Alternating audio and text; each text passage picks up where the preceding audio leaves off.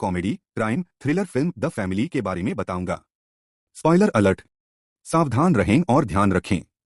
Mafia hitman रोक्को 4 लोगों के एक इतालवी परिवार की ठंडे खून से हत्या कर देता है, यह सोचकर कि वे मैंज़ोनी हैं। वह पिता की एक उंगली काटकर माफिया बॉस डॉन लुचेसे को भेजता है, जो वर्तमान में जेल में है। लेकिन उंगलियों के निशान की जांच के बाद वे पुष्टि करते हैं कि रोक्को ने गलत लोगों को मार डाला, इसलिए उसे ढूंढते रहने का आदेश दिया जाता है। असली मैंज़ोनी परिवार एफबीआई के संरक्षण कार्यक्रम के तहत नॉर्मंडी, फ्रांस में रहने के लिए अमेरिका छोड़ रहा है। परिवार में पिता जियोवानी, जो एक माफिया बॉस भी है, उसकी पत्नी मैगी, उसके बच्चे बेले और वॉरेन और उनका कुत्ता मालाविता शामिल हैं।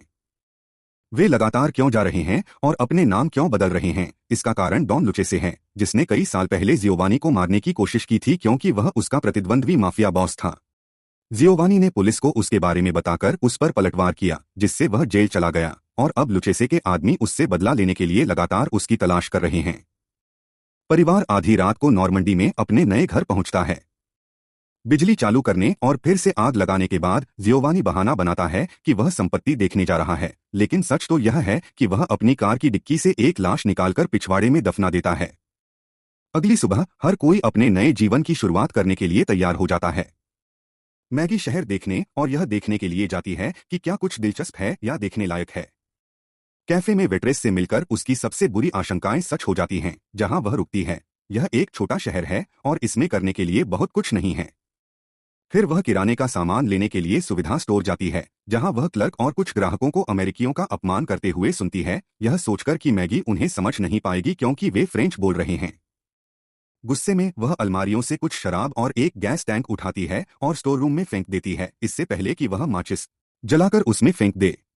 फिर वह अपना किराने का सामान बहुत जल्दी चुकाती है और इससे पहले कि उसका जाल फट जाए बाजार से निकल जाती है।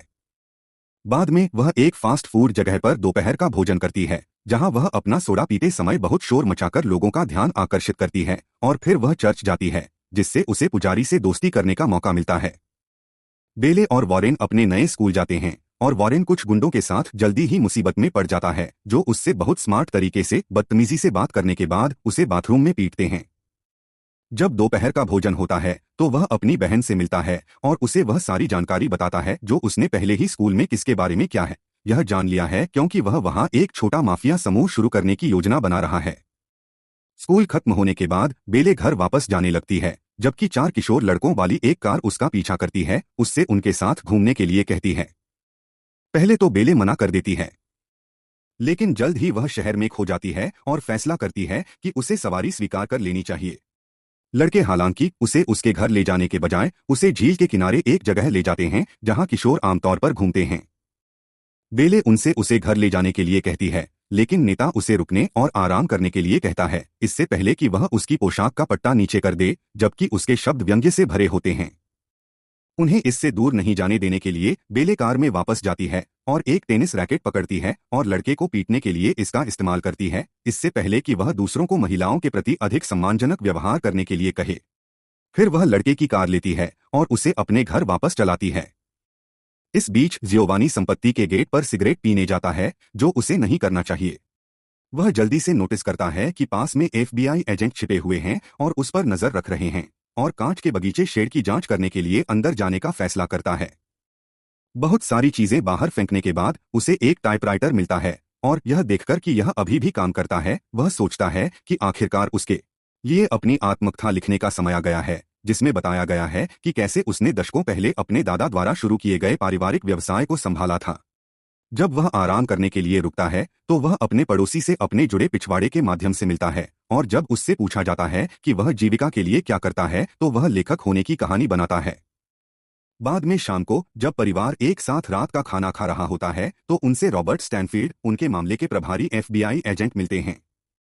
जियोवानी की लेखक कहानी को अपनी मंजूरी देने के बाद वह उससे एक दुकान के मालिक के बारे में पूछता है जो हाल ही में गायब हो गया था, और जियोवानी उसे बताता है कि वह इसके बारे में कुछ नहीं जानता, जब वास्तव में उसने उसे मार डाला क्योंकि उसने उसे कुछ समुद्री भोजन बेचा था जिसका उसने दावा किया था कि ताजा है, लेकिन वास्तव में यह जमे हुए था। यह वह लाश थी जो उसके पास डिग्गी में थी जब वह आया था। स्टैनफील्ड उसे मुसीबत में नहीं पड़ने की याद दिलाता है, और जाने से पहले वह उसे बताता है कि एफबीआई एजेंट जो घर के उस पार से उसकी रक्षा करेंगे वे डी सिस्को और मिमो हैं। फिर जियोवानी अपनी पत्नी के साथ बिस्तर पर जाता है और उस बारबेक्यू पार्टी के बारे में एक बुरा सपना देखता है जो उसने कई साल पहले आयोजित की थी, जो वह अवसर था जिसे लुचेसे ने हमला करने के लिए चुना था। अगले दिन जब जियोवानी अपनी लेखन में बहुत अधिक व्यस्त हो जाता है तो मैगी जानना चाहती है कि वह किस बारे में लिख रहा है, और जब वह सुनती है कि यह एक आत्मकथा है तो वह डर जाती है क्योंकि इससे वे बड़ी मुसीबत में पड़ सकते हैं। फिर वह डी सिस्को और मिमो के लिए विशेष रूप से तैयार किए गए भोजन की एक ट्रे पकड़ती है और उन्हें देने के लिए निकलती है, जियोवानी से नल के पानी की जांच करने के लिए कहने के बाद, क्योंकि यह भूरा निकलता है और जिस प्लम्बर को उसने बुलाया है वह नहीं आएगा। स्कूल में वॉरेन सही लोगों के साथ संपर्क बनाना शुरू कर रहा है, जानकारी और चोरी के सामान का उपयोग करके उनसे अपने लिए काम करवा रहा है। बेले दूसरी ओर बाथरूम में एक लड़की को पीटना पड़ा क्योंकि उसने उसका पेंसिल केस चुरा लिया। वह कैफेटेरिया में एक बहुत ही सुंदर लड़का भी देखती है और वॉरेन उसे सूचित करता है कि वह हेनरी है, एक कॉलेज का छात्र जो गणित की कक्षा के लिए प्रतिस्थापन शिक्षक के रूप में काम कर रहा है। स्कूल की सभी लड़कियां उसे चाहती हैं, इसलिए अगर बेले उसका पीछा करना चाहती है तो उसे बहुत प्रतिस्पर्धा करनी होगी, लेकिन उसके पास एक योजना है। वह कक्षा के बाद हेनरी से संपर्क करती है और उससे निजी गणित के पाठों के लिए कहती है, जिसे वह स्वीकार करता है। इस बीच वॉरेन स्कूल के बाहर अपने गुंडों से मिलता है और अपने संपर्कों की मदद से उन सभी को पीटना शुरू कर देता है। घर वापस प्लम्बर 40 मिनट से अधिक देर से आता है, जिससे जियोवानी चिढ़ जाता है। उसकी मनोदशा तभी और खराब होती है जब वह आदमी उसके घर के सभी पाइपों को अनावश्यक रूप से बदलने की कोशिश करता है, इसलिए जियोवानी उसे तहखाने में मिलने वाले औजारों से पीटता है और फिर लाश को प्लम्बर की अपनी वैन में डालकर अस्पताल ले जाता है, जहां डॉक्टर को यह समझने में मुश्किल होती है कि आदमी के शरीर में सीढ़ियों से गिरने से इतनी सारी हड्डियां कैसे टूट सकती हैं। जबकि रोक्को समुद्री भोजन की दुकान के मालिक के परिवार को ढूंढता है और जियोवानी के बारे में जानकारी नहीं होने के कारण उन सभी को मार डालता है, वह अपनी आत्मकथा लिखना जारी रखता है, जिसमें वह बताता है कि कैसे वह ब्रुकलिन में अपने पुराने पड़ोस का अच्छी तरह से ख्याल रखता था। शाम को मैगी उसे प्लम्बर के साथ जो किया उसके लिए डांटती है और जियोवानी उसके द्वारा सुविधा स्टोर में किए गए विस्फोट की याद दिलाकर पलटवार करता है। उसकी आग के प्रति जुनून के बारे में बातचीत करने से जियोवानी उत्साहित हो जाता है और जोड़ा वहीं सोफे पर अंतरंग हो जाता है।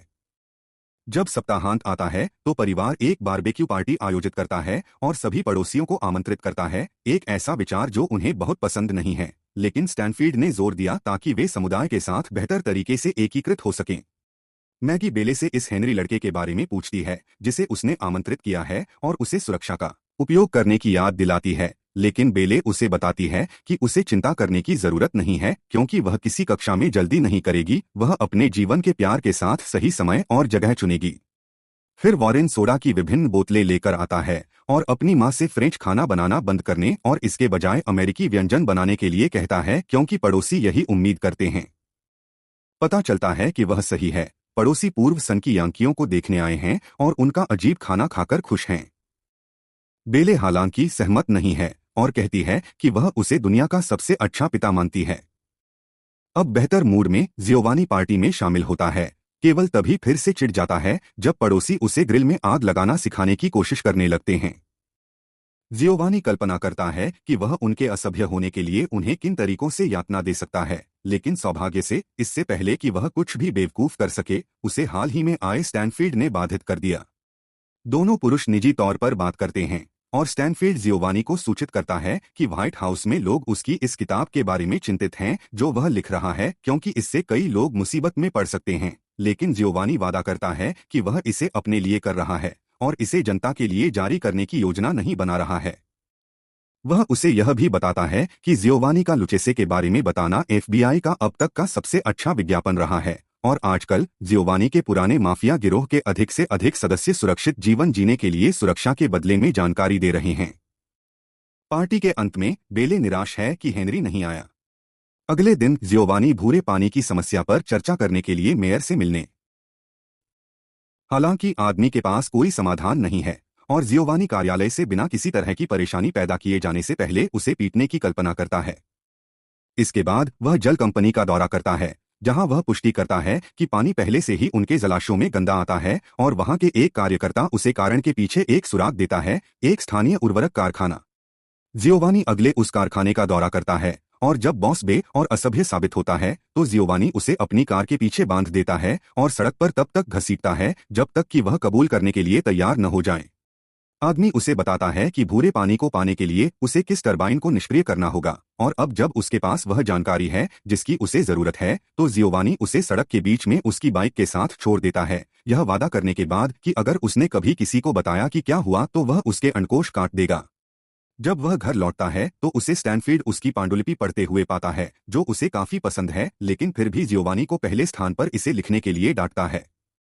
इस बीच मैगी चर्च जाना जारी रखती है और पुजारी उसे उसके साथ एक कबूलनामा करने के लिए मनाने का प्रबंधन करता है, यह वादा करने के बाद कि वह उसे जो कुछ भी बताती है वह गोपनीय है।